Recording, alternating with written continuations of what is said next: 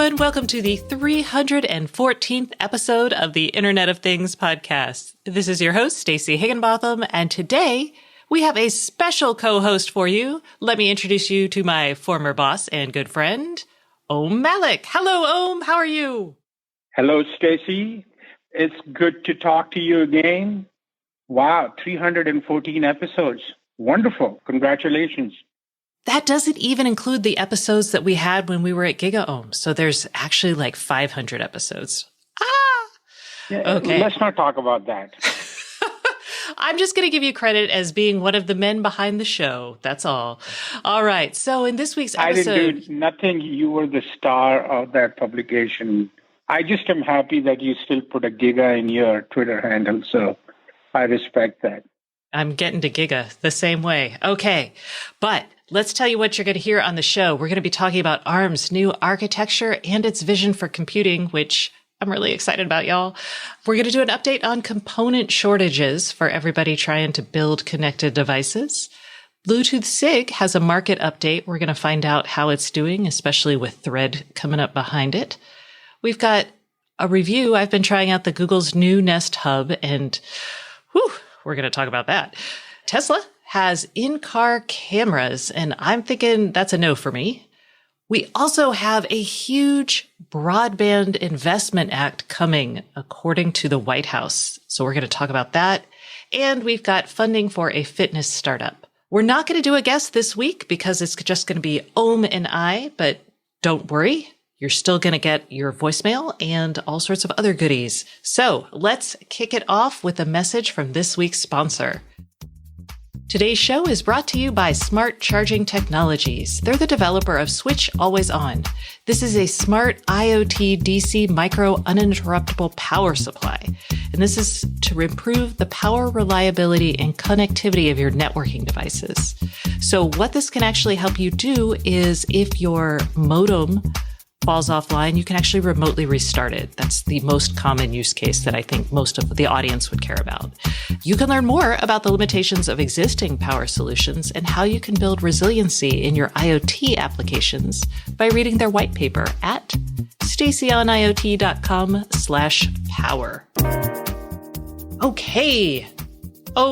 Let's kick it off with chips. This week, ARM announced their V9 architecture, which is basically ARM saying, you know what? Y'all think of us as a cell phone company. We're the chips inside cell phones. Now we want to be the chips inside everything. And this is a really big shift for them. This is a once in a decade architecture shift. And ARM's been big in the IoT for a while. I think the biggest thing about IoT is their focus on security and the fact that they're getting better at handling machine learning. But before we go into that, Om, do you have thoughts on ARM that you want to share? They're actually disrupting everything in many different areas, right? I'm super excited by what the architecture is going to be able to do on the desktop. Like, we've not really seen ARM being put to good use on the desktop. Microsoft tried some things and Google has the Chromebooks, but my God, what Apple is doing with the M1, M1 Pro, or M1X, whatever those new variations are going to come, they're just going to be pretty amazing.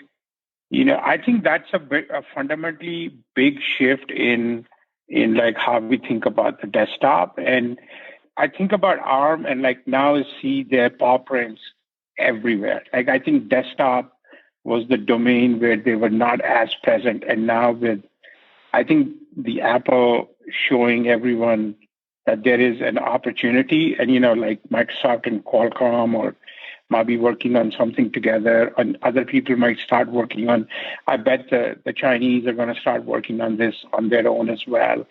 I think the impact of ARM on the middle layer of edge devices, which is like the desktops and the laptops, is going to be very profound. I think we've not really internalized that just yet, because look, what ARM did on the cell phone side of things, essentially it has enabled new way of thinking about applications and graphics and computing on a mobile phone. And like if you start applying that thinking on the desktop starts to become even more attractive and powerful using that kind of thinking. So I'm kind of excited about that.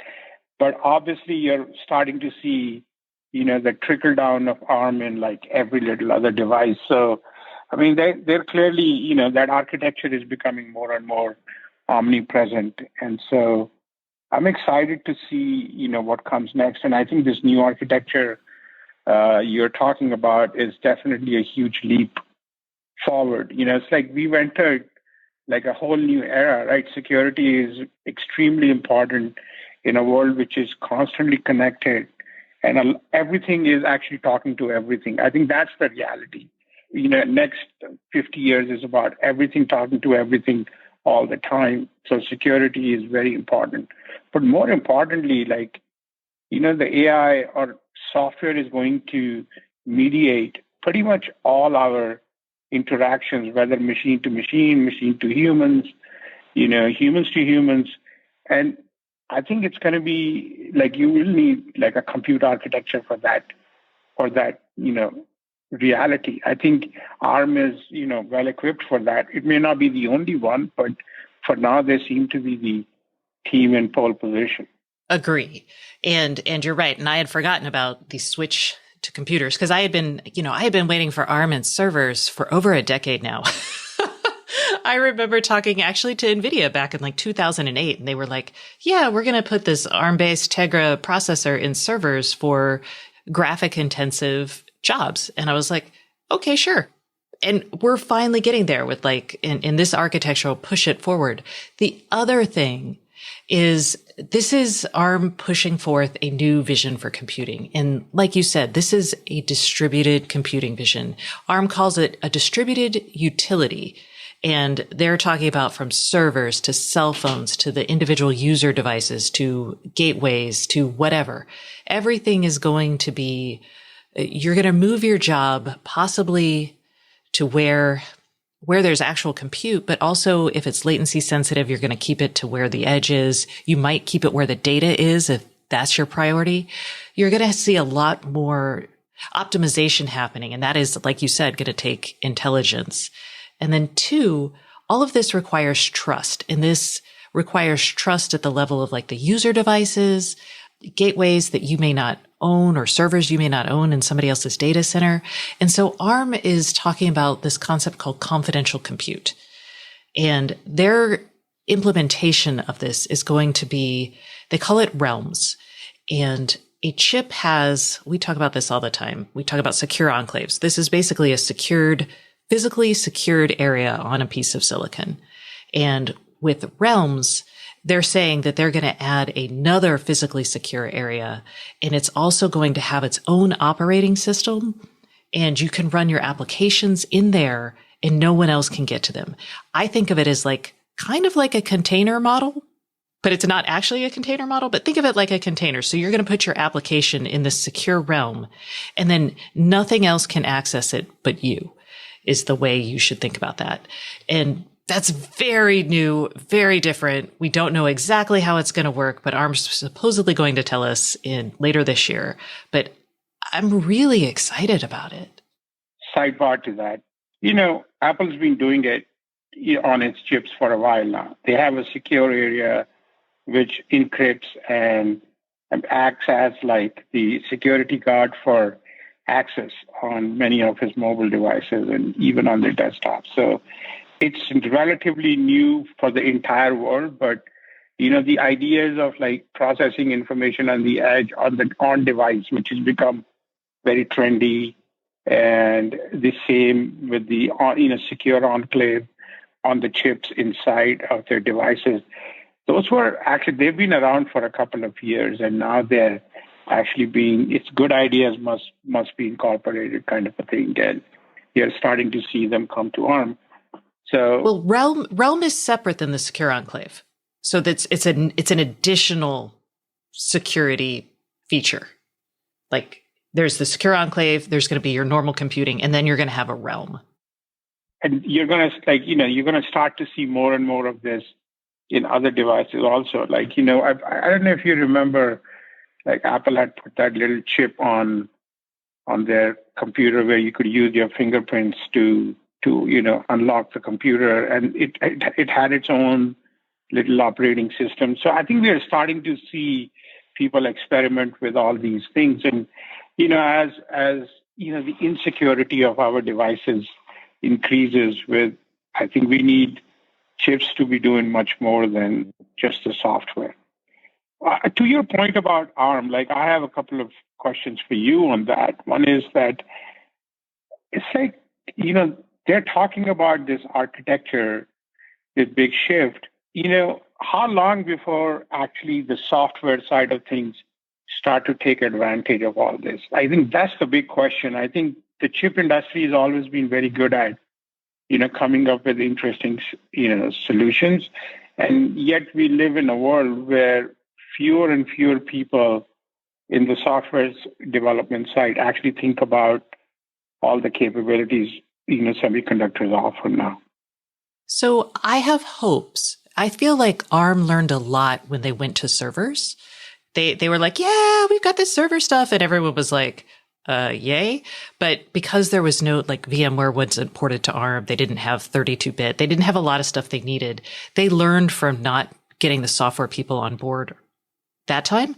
This time they had people from Red Hat. They had people from Microsoft. They had the Google engineers. They're actually working heavily with the Google engineers on the confidential computing front already and in some security and bug hunting efforts. So I feel like there's still going to be a lag. Like we're not going to have this world tomorrow, but I think in the 3 to 5 year time frame, we will. And I think they've done the work this time to get the right people on board early. So it's not tomorrow, but it is sooner than the server effort. What do you think is going to be the impact of all this in your world? Tell me, like somebody who buys IoT devices for his home and somebody who invests in companies which develop, IoT related, solutions. Here are a couple things I'm hoping for. I think this brings forth the ability, like when I talked about distributed computing and the idea of optimizing for latency or where your data sits, I think we're going to have a world that is, I don't want to say less reliant on the internet because the internet is still going to be an essential component. But I think instead of this constant back and forth to the internet, we're going to actually have much more localized networks in our home that are way more powerful and that can use the computing that they have in the home smartly. So I think that's, as a user, I would look for that because it's going to boost your privacy. It's going to boost security, and it will allow you, hopefully, to have devices that actually work together in ways they don't today. And that's kind of what I'm excited about and where I hope we're going. And you think this is in like a 2021 or 2022? Oh, I think it's like a 2025. Yeah, like ARM's not going to have these, like the V9 and the security devices aren't even going to be on the market until 2022. And then they're not going to go into your dinky little light bulb, right? They're going to go into your servers and your gateway devices first. So, but I do think this will come down the stack. And I do think, and it's also, this changes the way you build software, you've got to think about the OS. So like one of the things that Simon Segars, who is the CEO of ARM, said is with Realm, the idea is that you will be able to have an OS for that area. And that OS will allow the OS maker and the chip provider to provide security updates to software in there for like 10 to 15 years, even if the company that built the device goes out of business. So if you look at something like that on the IoT side, that's very compelling. And don't ask me how that's going to happen because they didn't tell us, even though I did ask. I'll come back to that, when we start learning more, because those kind of things are really powerful and it's what we need. So just as the big takeaway from this news is, because you and I've always talked about this, that chips tell the future much better than anything else. You think that we are finally going to back away from the yoke of the client-server computing model, which we are still stuck with, even though people like to call it cloud, it's still everything has to be fetched from a centralized server. And we start to think about much more, like more islands, loosely connected. Is that what they are talking about in their vision of the future? I don't think they go that far because you don't want to piss off the cloud providers, but I think yes. To me, the biggest question is how often do you go back to the cloud and what data do you need to send and store there? And obviously, not everything will be local, but more and more will be local. And I think the cloud becomes reserved for big, like machine learning workloads. It becomes, again, big training, things that have to be there, like shopping and things that are actually distributed across the world. Okay. Let's move on. I don't know about you, Om. As an investor, are any of your companies dealing with the great component shortage, the chip component shortage of 2021? So far, we haven't seen any impact. Definitely, disruption of supply chain because of the pandemic has been an issue. But apart from that, the component shortages haven't impacted the companies, at least we are involved with. But I'm sure there are others who are experiencing a lot of anxiety around component shortages.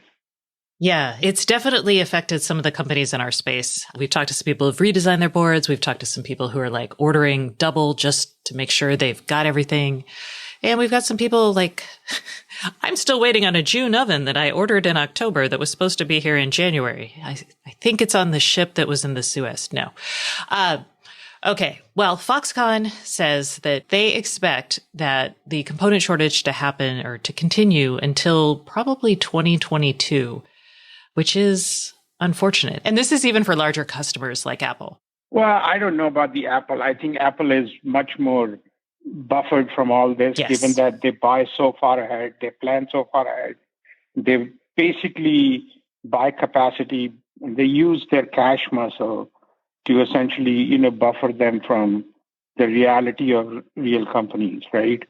And I think they're good. They will have some shortages and probably it may delay in some green technology, which may not come out till 2022 versus December 21 or whatever. I don't know the details, but I don't think they will get impacted as much as some of the other companies.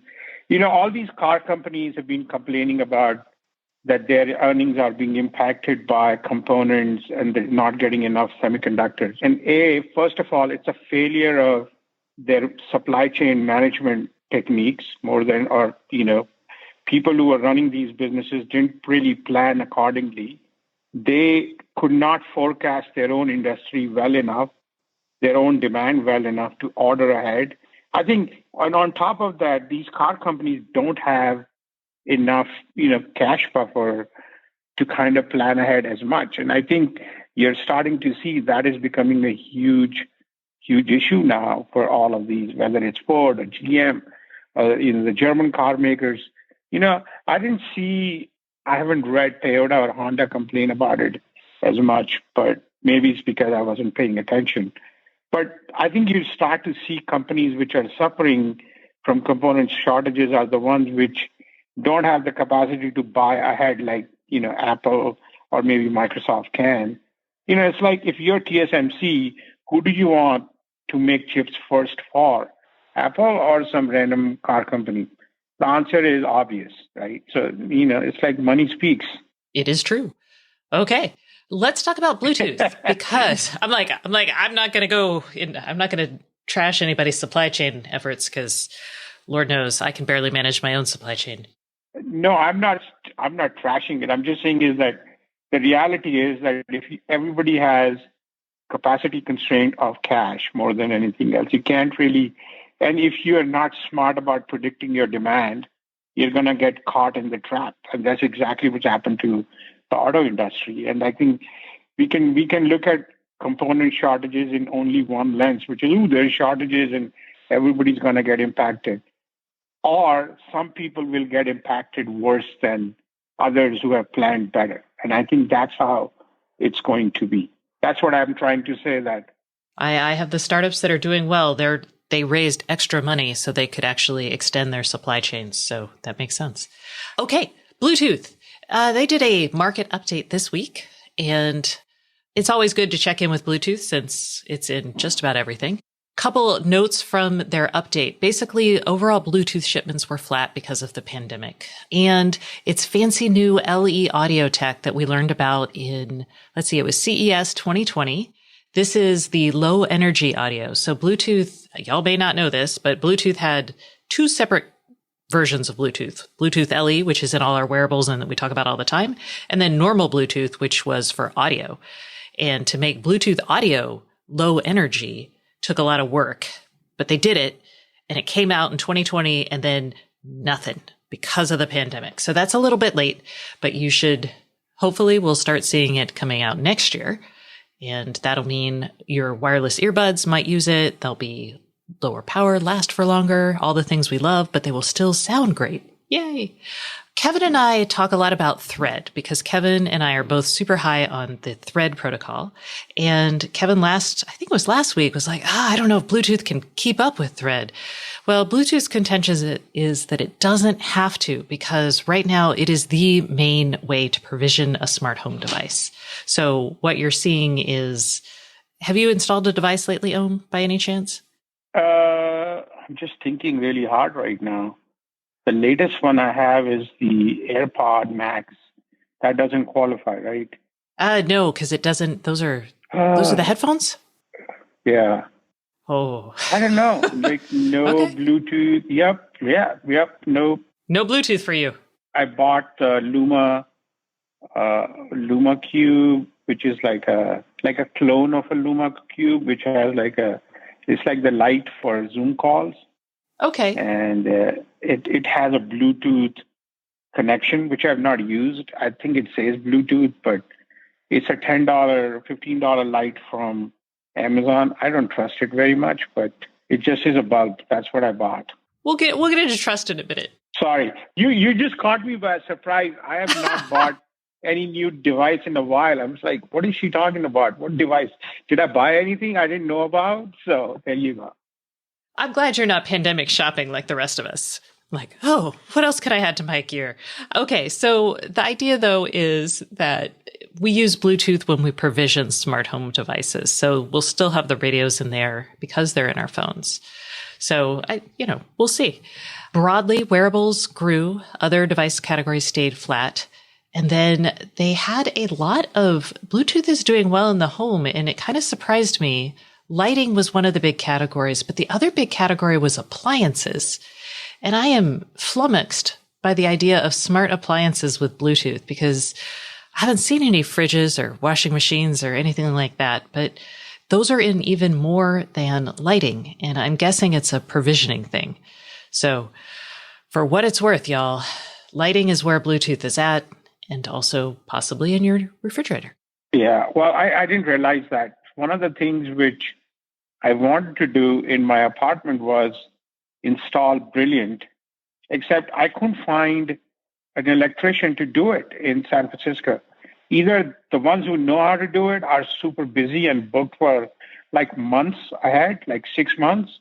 The ones who don't know it, they don't want to touch it. So it was just I was willing to spend the money to get my whole house wired by Brilliant, so I guess that has Bluetooth and Wi-Fi, right? It does. Connectivity and some other kind of connectivity. But that was all I wanted, to have nice lighting and ability to connect Sonos and other devices, music devices. But that's about it. I didn't really care about anything else. But I mean, maybe I'll use my connections with this woman called Stacey Higginbotham to get somebody to help me out.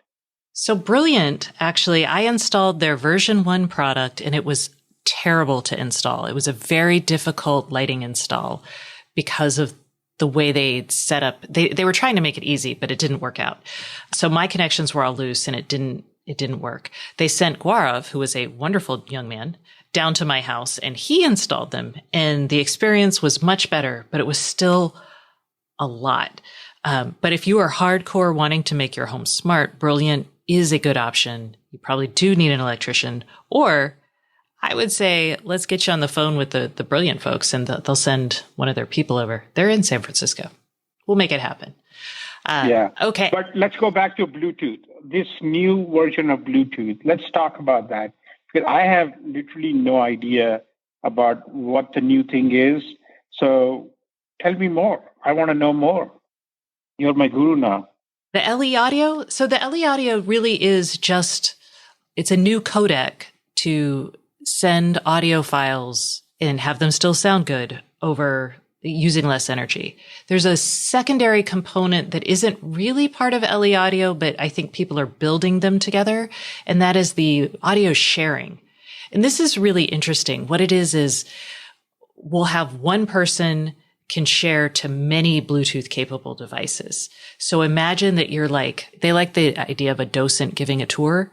When I'm talking, I could actually, on my radio, my Bluetooth radio, share my audio with everybody in the tour group. So one to many as opposed to one to one. And that should be really cool for accessibility. I think it's really interesting for like classrooms or things like that. But and even something as simple as like music sharing with your friends. Like, I don't know if you ever hand over one of your AirPods over to a friend so they can listen while you wouldn't have to do that here. You could just share, basically. I think you know me well enough to know that I would not share my headphones with anyone. Lord, no. Let's talk about Google's Nest Hub. So the embargo is off. And now I can tell you for the last week and a half, I've been sleeping with the Google's second generation Nest Hub in my bedroom. We talked about this a couple episodes ago. This is a 7-inch Google display.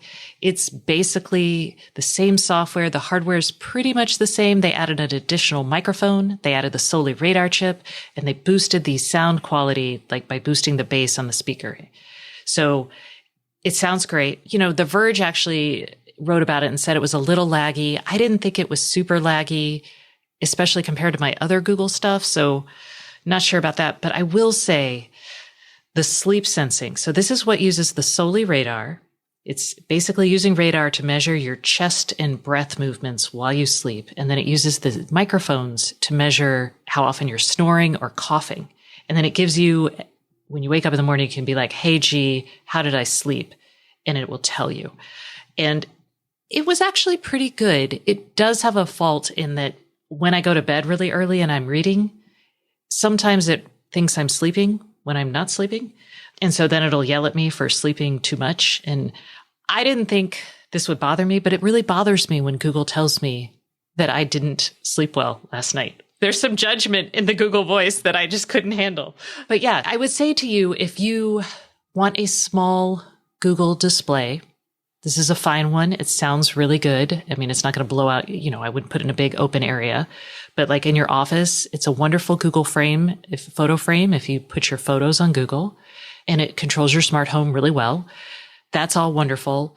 If you want it for the sleep tracking, it works. It was fairly in line with my Fitbit, but I got uncomfortable with it. The sleep tracking was the point where I was like, holy cow, Google knows way too much about me. And yeah, I don't know. And Google has really good privacy on this. All of the stuff is processed locally. Also, all of your snores and all of that audio and all of the image, it's not really imaging from the radar, but the radar data is processed locally, and only the fact that you slept X number of hours goes to the cloud. And you have to opt into this. And there is a visual cue that you are opting in. There's a little bed on the screen that's like, hey, your sleep sensing is on. The privacy stuff is okay, but I just got really creeped out. I don't know. What do you think? So I reluctantly bought, not bought, it was a gift from a friend who gave me a Google Home wireless hub, and because I just said, like, I don't want anything with Google in my house, which is tracking my information and like my usage of the web and stuff like that. And I got that and I put it, and it is fantastic. I mean, I'm sorry. It is better than Eero. It's better than anything I've used. And I can't say anything bad about it. And I actually, I still have that, the fear of like, is Google seeing my data? Like, what do they know about my behavior? Oh, this is the Wi-Fi? The Wi-Fi thing. Okay. And I think that is something which is in is always present in my thinking, and it will always be present because, you and I come from a school of people who always questioned the privacy values and privacy, ethics of these companies, which are essentially their business is collecting data, analyzing it, and making money off it because their services are reliant on data, whether it's advertising, whether it's making the hub smarter, whether it is offering you, analysis of your sleep patterns. I mean, they need the data in order to function. In order for them to get data, they have to encroach on some kind of privacy. And the question is, what are you willing to live with? Now, I am not interested in the Google screen in my life.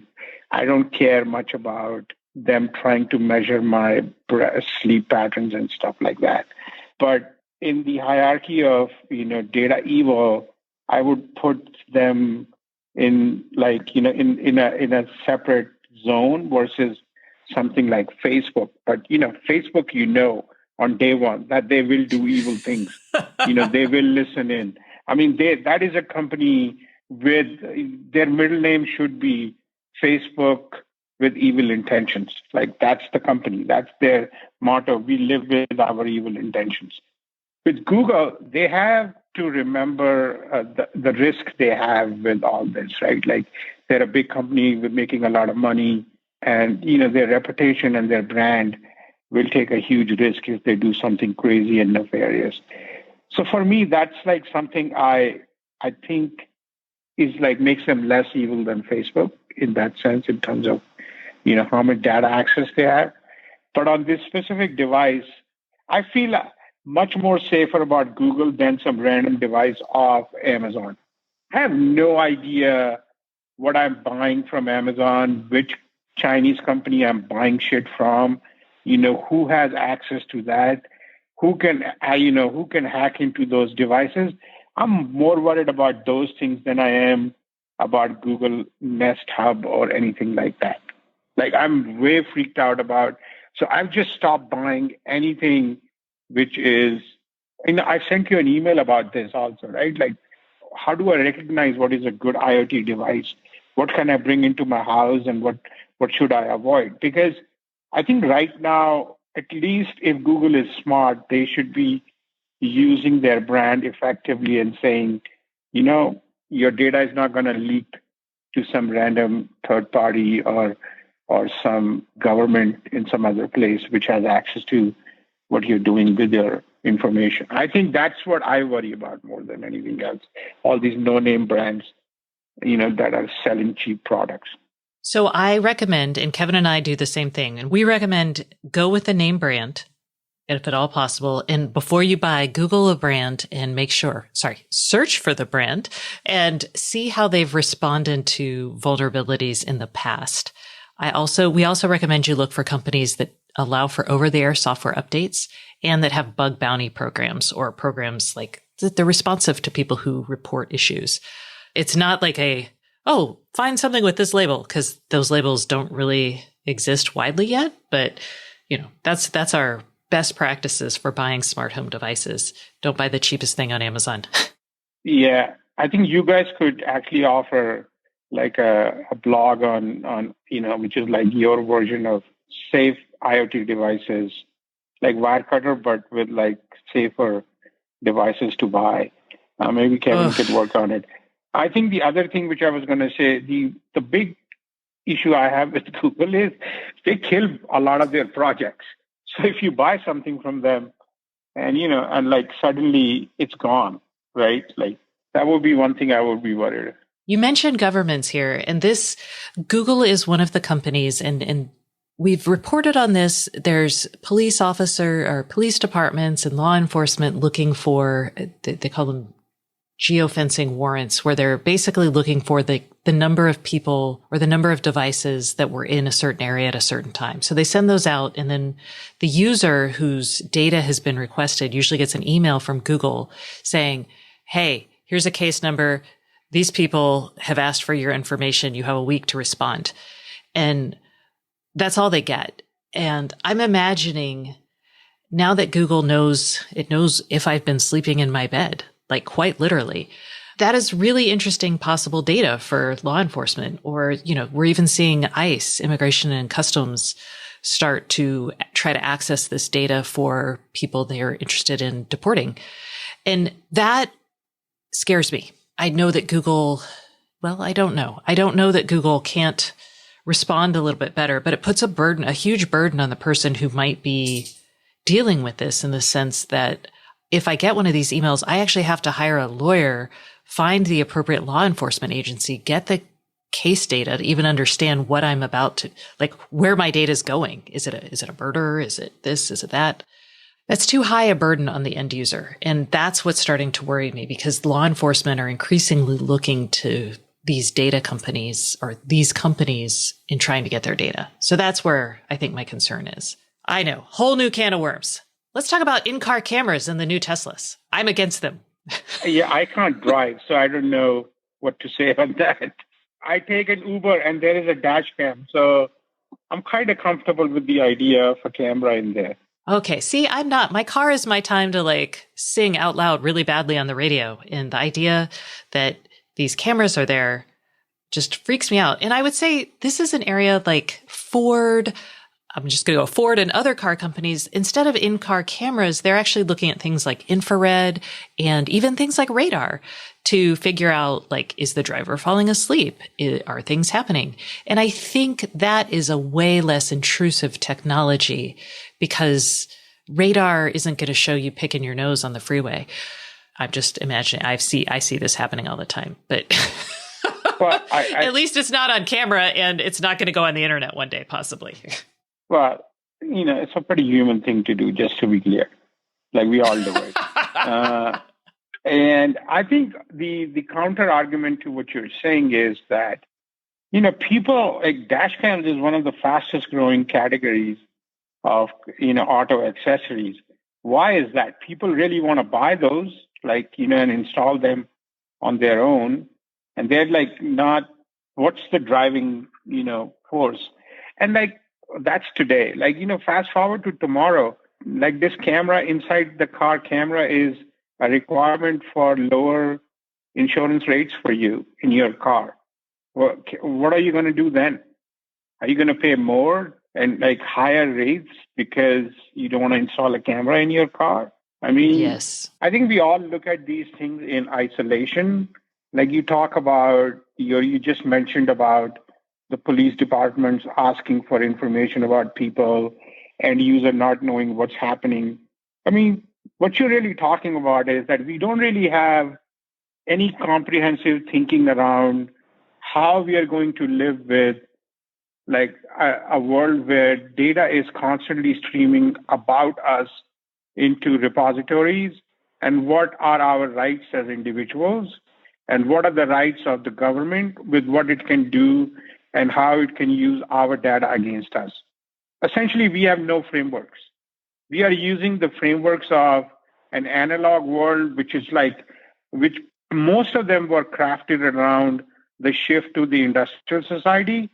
And we are still working with those parameters in this world where, you're just saying, suddenly the police through Google have access to the information, whether you were sleeping in your bed or not, right? And basically, all the idea that data coming from Google servers is accurate, because we have to take the word of a company like Google that whatever data they collect is analyzed effectively. And I think there is no framework of thinking about what it is to be an individual in a world that is dominated and by data, by connectivity, and where the genie's out of the bottle. We are not going back. I think it's idiotic to think that all these things will go away. That Luddite thinking is not working. The question now is that how do we create the frameworks of us being able to live with all those things, right? The crude logarithmic approach to data is fine for now, but the societal cost is too high to not think about it more effectively. I'm not smart enough to have an answer for this, right?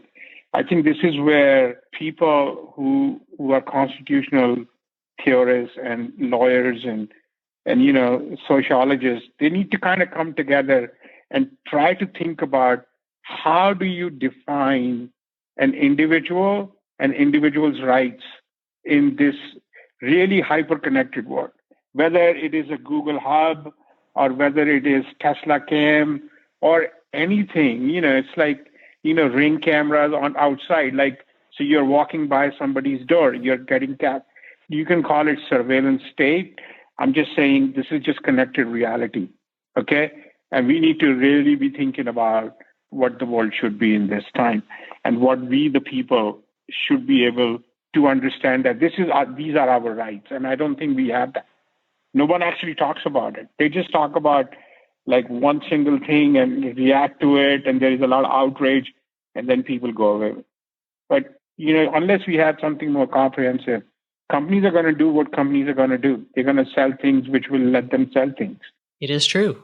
And laws do a wonderful job of creating like an equal playing field for them so they can actually work from there. All right. I'll work on getting that framework for you, Om. Okay. Let's move on to broadband. We won't spend too much time on this, but I want to note, because you and I, we are old broadband people. We love it. President Biden, with the Jobs Act, announced on Wednesday morning $100 billion for broadband spending. And the goal of this is to build high-speed broadband infrastructure for 100% of the country. Right now, we range between, it's about 92 to 97% connectivity, which in terms of number of people. And with IoT, actually, it's important to note that we're actually going to stop thinking so much about people and start thinking about places, because like farms may not have a lot of people, but it's really important to have connectivity in farms if we want to do precision agriculture. So that's a pro thing that's happening here.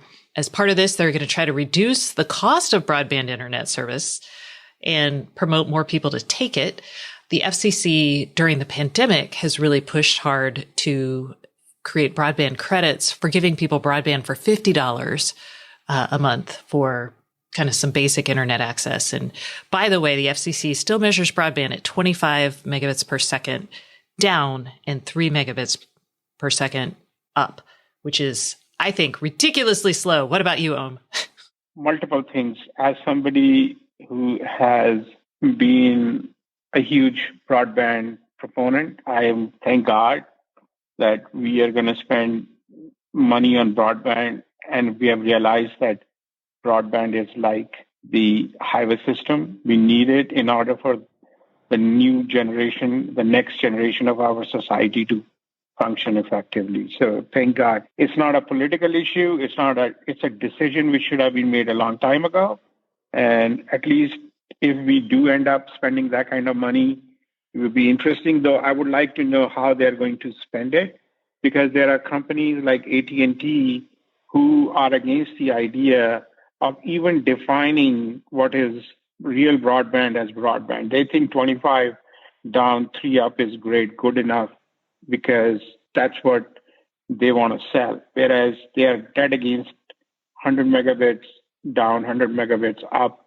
And their shills are doing a good job. The lobbyists and think tanks are saying we don't need, 100 megabits up and down. Was clearly thinking about everything from the narrow, present perspective, and not thinking about what the world is 10 years out, 20 years out. I mean, if half of this AR, VR reality, or even 10% of the Zoom reality sticks with us, we're going to need way more broadband than most people think. And, just the idea of every device being connected constantly. I think 100 megabits down, 100 megabits up is a definition. It doesn't mean that you're using that much capacity all the time, but it also means that maybe you are required to use that much capacity. Anyway, all those are like theoretical questions, but on paper, this is a good first move. I would love to see the details and like what it all means to actually get excited about it, because Washington leaves me cold, man. I have to admit. So I will say the biggest pro in here that I think, I'm working from a White House fact sheet because that's all we have at the moment, but it notes that this is going to prioritize support for broadband networks owned, operated by, or affiliated with local governments, nonprofits, and cooperatives, and provided with less pressure to turn profits and with a commitment to serving entire communities. I think that's important because for the longest time, the bells had focused on squashing local broadband networks by arguing that they weren't profitable and by as profitable. And they didn't look at things like, hey, do companies come to this area because there's actually a better broadband network? So I like that they might be broadening their idea of success with a local network and calling out that they're going to support it there. And they also talk about competition, which is the biggest issue with broadband in our country. The goal of this bill, one of the goals of this bill will be to promote competition among ISPs, including by lifting barriers that prevent municipally owned providers. Like in some areas, it's actually illegal for a city to build a broadband network. So I'm actually really excited about this. Yes, the devil will always be in the details, but I'm just pumped that we're back on talking about broadband as an essential infrastructure again, because it's been a while.